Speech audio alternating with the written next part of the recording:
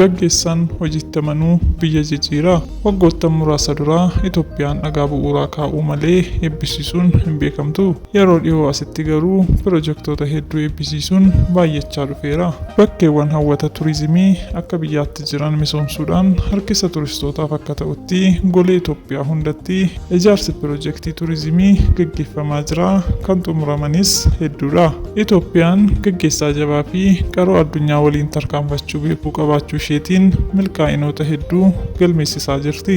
Abbichuun kaayyoo biyya jijjiiruu hidhatee hojiitti seenedha. Tarkaanfii isaa tokko tokkoon kan madaalaa adeemuu nama tarsiimawaa waan karoorsee fiixan baasuuf of wareegee hojjechaa jirudha. Ejjennoo isaa kanaanis dinagdee Itoophiyaa kallattii hundaan faanatti godhee bifa milkii qabuun fuulduratti akka tarkaanfatu kan taasisaa jiru ta'uusaati. Keessumattuu karoorri Itoophiyaa galaana turizimii gochuuf yaadamee hanga karoorfameen olitti galmaan gahamuu danda'amee jira. Kanneen ijaarsi isaanii raawwatamee tajaajilaaf banaa taasifaman keessaa ikkoo turizimii Wancii, Halaalaa Kellaa, paarkii Cabaraa Curcuraa fi Gorgoraan warreen akka ijootti kaafamanidha.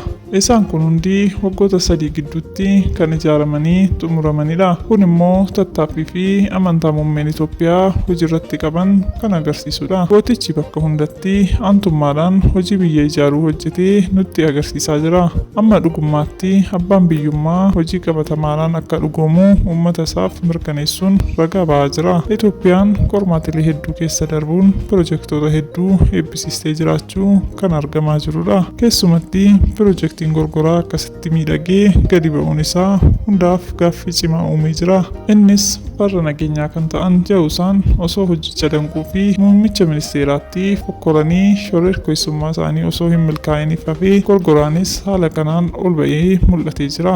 Baha hanga dhiyaatti akkasuma kibbaa hanga kaabaatti hojii biyyaa utubuu fi dhaloota boqochiisu hojjetanii agarsiisuu caalaa wanti abbaa biyyummaa mirkaneessu akka hin jirre pirojektiin Gorgoraa ragaa guddaadha.